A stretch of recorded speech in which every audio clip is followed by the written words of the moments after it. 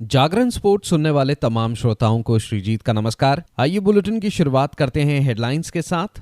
कॉन्मेबॉल ने Copa America 2024 के मैचों के लिए स्थानों की घोषणा की। श्रीलंका से छिन गई पुरुष अंडर 19 वर्ल्ड कप की मेजबानी आईसीसी ने दक्षिण अफ्रीका को बनाया मेजबान। एआईएफएफ ने फीफा एआईएफएफ एकेडमी पर ओडिशा सरकार के साथ किया समझौता। एचएस प्रणॉय चिराग सात्विक की जोड़ी चीन मास्टर्स के दूसरे दौर में। अब खबरें विस्तार से। विश्व चैंपियनशिप के कांस्य पदक विजेता एचएस प्रणॉय और पुरुष युगल जोड़ी चिराग शेट्टी सात्विक साईराज रंकी रेड्डी सीधे गेम में जीत दर्ज करके चीन मास्टर्स सुपर 750 बैडमिंटन टूर्नामेंट के दूसरे दौर में पहुंच गए। एचएस प्रणॉय ने चीनी ताइपे के चाउ तिएन चेन को 50 मिनट में 21-18, 22-20 से हराया। ताइपे शटलर ने पिछले हफ्ते कुमामोमोटो मास्टर्स जापान के दूसरे दौर में प्रणॉय को हराया था। भारतीय खिलाड़ी की शुरुआत धीमी रही और वह शुरुआती गेम में 6-9 से पिछड़ गए, लेकिन ब्रेक तक वो 11-10 की बढ़त के साथ आगे बढ़े। फिर उन्होंने 17-13 पर 4 अंकों की बढ़त बना ली और 21-18 से विपक्ष की चुनौती को समाप्त कर दिया। दूसरा गेम कड़ा मुकाबला था, जिसमें दोनों खिलाड़ी पूरी जान झोंक रहे थे। पूरे गेम के दौरान कोई भी खिलाड़ी 2 अंक से अधिक की बढ़त हासिल करने में सफल नहीं हो सका। हालांकि प्रणॉय ने इसे 18 ऑल कर दिया और अपने दूसरे मैच पॉइंट अवसर पर मुकाबले को सील कर दिया। पुरुष युगल में दुनिया की 5वें नंबर की जोड़ी सात्विक और चिराग ने इंग्लिश जोड़ी बेन लेन और सीन वेंडी पर केवल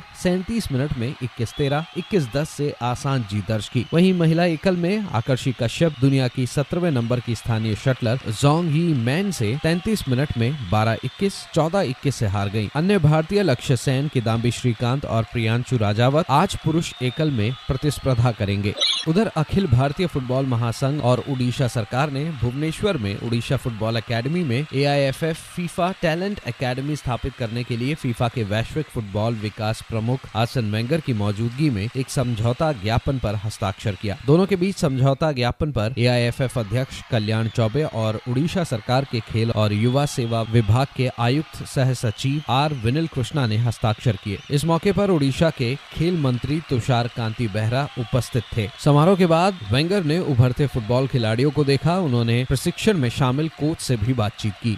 आगे बढ़ते हैं। कोपा 2024 अमेरिका का फाइनल मियामी के हार्ड रॉक स्टेडियम में होगा, क्योंकि कॉन्मेबॉल ने टूर्नामेंट के शुरुआती और फाइनल मैचों के लिए स्थानों की घोषणा की है। दुनिया के सबसे पुराने राष्ट्रीय टीम टूर्नामेंट का 48वां संस्करण 20 जून 2024 को अटलांटा के मर्सिडीज बेंज स्टेडियम में शुरू होगा और 14 जुलाई को मियामी के हार्ड रॉक स्टेडियम में फाइनल मुकाबला खेला जाएगा। 20 जून 2024 को होने वाला उद्घाटन मैच अटलांटा के मर्सिडीज बेंज स्टेडियम में खेला जाएगा, एक विश्व स्तरीय स्थल जिसमें 71,000 से अधिक दर्शक बैठ सकते हैं। फाइनल मैच 14 जुलाई 2024 को मियामी गार्डन में खेला जाएगा। इस वैश्विक मनोरंजन स्थल में 65,300 से अधिक प्रशंसक बैठते हैं और ये Miami dolphin, formula 1, crypto com Miami grand prix, Miami open tennis tournament की मेजबानी करता है। कोपा अमेरिका 2024 में 10 कॉन्मेबॉल टीमें और कॉन्काकाफ की 6 अतिथि टीमें शामिल होंगी। टूर्नामेंट के इतिहास में ये दूसरी बार होगा कि ये 16 टीमों की मेजबानी होगी। इसके 2016 संस्करण में भी इतनी ही टीमों की मेजबानी की गई थी, जो संयुक्त राज्य अमेरिका में भी आयोजित की गई थी। आपको बताते चले, क्वार्टर फाइनल 16 से 21 नवंबर तक खेले जाएंगे और प्रत्येक मैच के कुल स्कोर का विजेता कॉन्मेबॉल कोपा अमेरिका 2024 के लिए अर्हता प्राप्त करेगा। क्वार्टर फाइनल के हारने वालों के बीच प्ले इन के बाद अन्य 2 कॉन्काकाफ प्रतिभागियों की पुष्टि की जाएगी। ये प्ले इन मार्च 2024 में होगा।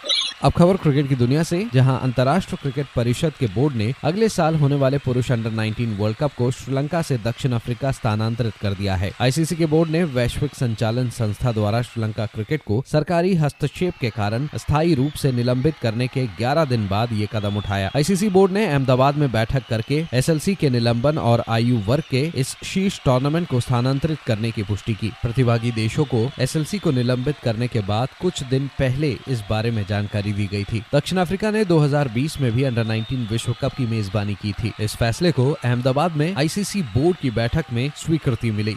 तो फिलहाल इस अपडेट में इतना ही। खबरों का सिलसिला जारी रहेगा जागरण.com पर, और हाँ, खेल जगत से जुड़ी तमाम बड़ी जानकारियों के लिए बने रहिए सिर्फ और सिर्फ जागरण.com पर। नमस्कार।